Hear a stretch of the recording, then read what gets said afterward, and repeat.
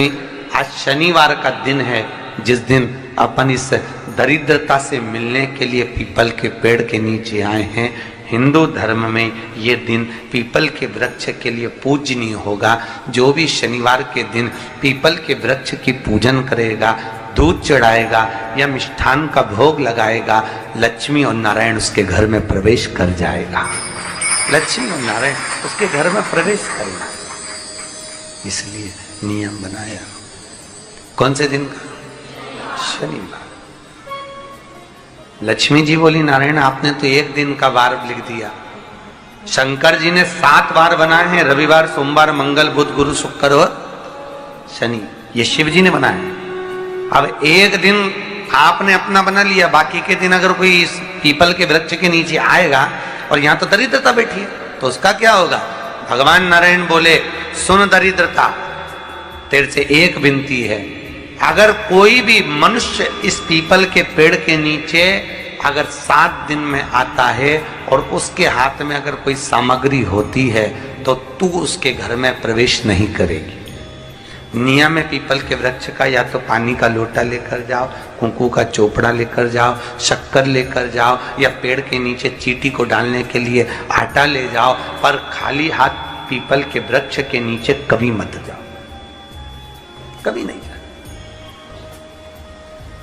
खाली हाथ जाओगे तो दरिद्रता तुम्हारे घर में प्रवेश करेगी। दरिद्रता उठकर खड़ी होकर बोली, नारायण तुमने अपनी मनमानी करी है, एक दिन मुझे भी मेरा चाहिए। भगवान ने कहा, बोल कौन सा दिन चाहिए? दरिद्रता कहती है, रविवार के दिन इस पीपल के वृक्ष के नीचे मैं दिन भर नृत्य करूं, इसमें रहूं, और जो यहां आए रविवार को मैं उसके घर में प्रवेश करूं। भगवान ने कहा, ठीक है।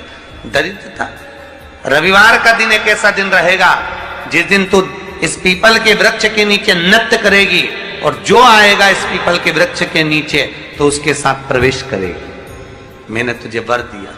इसलिए हमारे यहाँ केवल पीपल का वृक्ष अगर दीवार में भी लग जाता है ना, किसी की फैक्ट्री की दीवार में, किसी के घर की दीवार में पीपल का वृक्ष अगर लग जाता है, पीपल का पौधा लग जाता है, उसको कितना भी तोड़ लो वो वापिस लग जाएगा। फिर तोड़ोगे फिर लग जाएगा।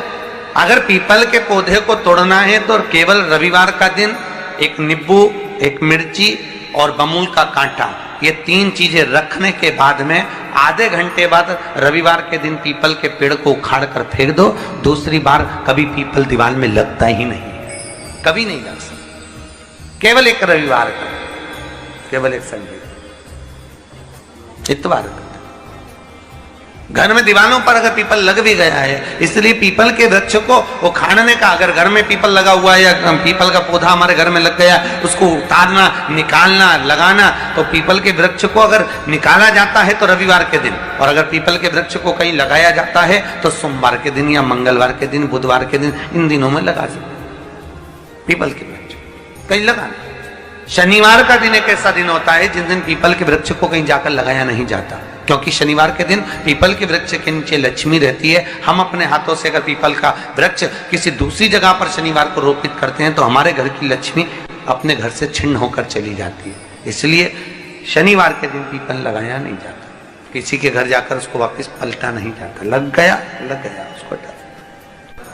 प्रभु मेरी धर्म पत्नी को कहाँ रखूं आप बताओ? वो तो जहां यज्ञ होता है, अनुष्ठान होता है, दान होता है, पुण्य होता है, सत्कर्म होता है, वहां जाने को तैयार नहीं। अब करूं क्या? भगवान ने बोला, एक काम करो।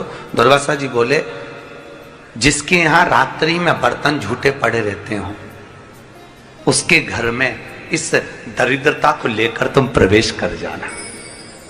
जिसके यहां रात्रि में बर्तन झूठे पड़े हो वहां लेकर प्रवेश कर जाओ। दूसरी जगह दुर्वासा जी बोले, जो स्त्री घर में दोपहर के समय पर सो रही हो उसके घर में इसको लेकर प्रवेश कर जाइए। जो स्त्री दोपहर के समय में घर पर सो रही हो, इस दरिद्रता को लेकर प्रवेश कर जाइए।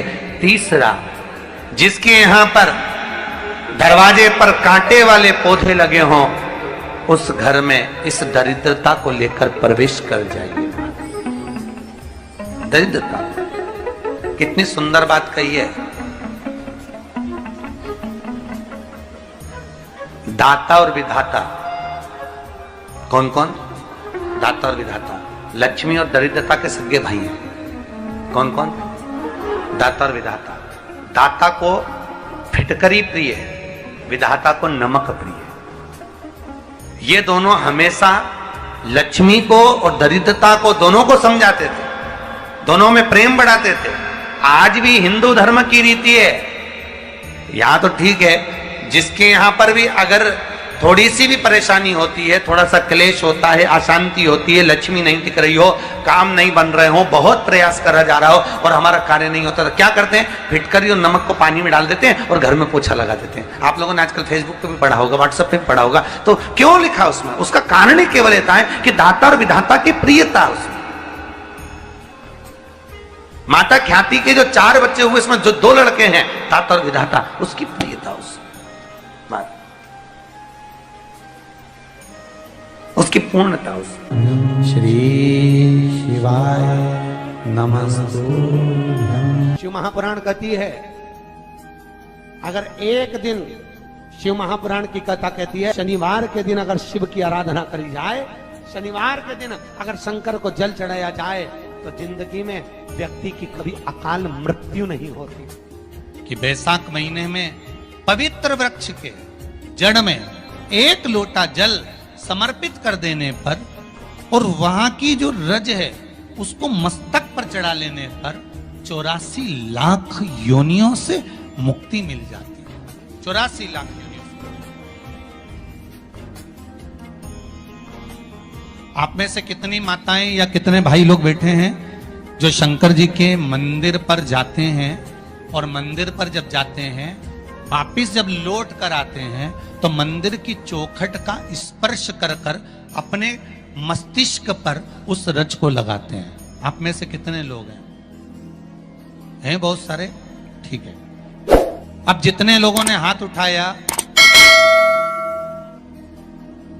और नियम से अगर शंकर मंदिर की दरवाजे की चौखट पर भगवान शंकर को जल चढ़ाने के बाद जब आप लौट कर आ रहे हैं और उनकी चौखट पर आपने हाथ फेर कर अपने मस्तिष्क पर उस रज को लगाया है, वो धीरे धीरे अपने भाग्य की ओर देखते हैं। तारीख लिख लेना कि मैंने इतनी तारीख से मंदिर जाना चालू करा, इतनी तारीख से मैं ये काम कर रहा हूं और इतनी तारीख तक मुझे ये फल की अनुभूति हुई। शनिवार के दिन जो पीपल के वृक्ष में सरसों के तेल का दीप लगाता है, उसको शनि कभी परेशान नहीं करता। एक बात हमेशा ध्यान रखिएगा, मान लो अच्छे काम करते करते उल्टे हो रहे हैं, होते किसी किसी के साथ में, विपरीत परिस्थितियां आ जाती है, अच्छा करने जाओ बुरा हो जाता है, अच्छा कर्म करने जाओ बुरा हो जाता है। तो पीपल के वृक्ष की जो छाल होती है, छाल देखिए, पीपल के वृक्ष में जो छाल लगी होती है, उस छाल को घिसकर चंदन बनाकर भगवान शंकर का स्नान कराकर, अभिषेक कराकर, पूजन कराने के बाद में पिपलेश्वर महादेव का नाम लेकर, कौन से महादेव? पिपलेश्वर महादेव का नाम लेकर वो जो घिसी हुई छाल होती है, उस छाल का तिलक भगवान शंकर को लगा लो और उसी का थोड़ा सा भाग अपने कंठ पर, मस्तक पर लगाना प्रारंभ कर दो। धीरे धीरे जो विपरीत दशा है वो सुधरना प्रारंभ हो जाती है। पर नाम याद रखना, पिपलेश्वर। आज शनिवार का दिन है, जिस दिन अपन इस दरिद्रता से मिलने के लिए पीपल के पेड़ के नीचे आए हैं।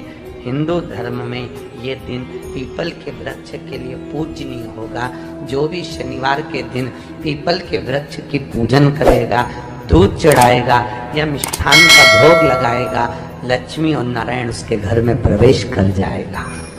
लक्ष्मी और नारायण उसके घर में प्रवेश करेगा। गौ माता को अपने घर से 1 रोटी देना चालू कर दीजिए, जिंदगी में कभी धोखा नहीं खाओगे। शिव शंकर जपूं तेरी माला, भोले बाबा जपूं तेरी माला, भोला सब दुख काटो, ओ भोला सब दुख काटो। आप उससे निवेदन करेंगे। गरुण घंटी देखी आपने? वो बजाते हो गरुण जी महाराज की घंटी, ये घंटी का नाद कहाँ कहाँ करना चाहिए? गरुण घंटी का नाद किया जाता है सबसे पहले भगवान के सम्मुख में, ठीक है। दूसरी जगह गरुण घंटी का नाद करना चाहिए फिर अपने रसोई घर में जहां पर परिंदा भरा है उस स्थान पर, पितरों की शांति के। तीसरी जगह जहां पर अपना लक्ष्मी रखते हो, अलमारी तिजोरी उसके पास में। चौथा घंटी का नाद करना चाहिए दरवाजे के पास में, दरवाजे के अंदर के भाग में। फिर पांचवा गरुण घंटी को घर के बाहर, घर से दरवाजा लांग कर बाहर खड़े होकर घंटी का नाद किया जाता है। कहते हैं जो ये 5 जगह पर घंटी का नाद करता है उसके घर में कभी संपदा की कमी नहीं होती। इतना गरुण घंटी के नाद की महत्वता है। पर दुनिया के लोग इतने आलसी हैं, बस भगवान की आरती करे तब घंटी बजाए, उसके सिवा धर दे होते।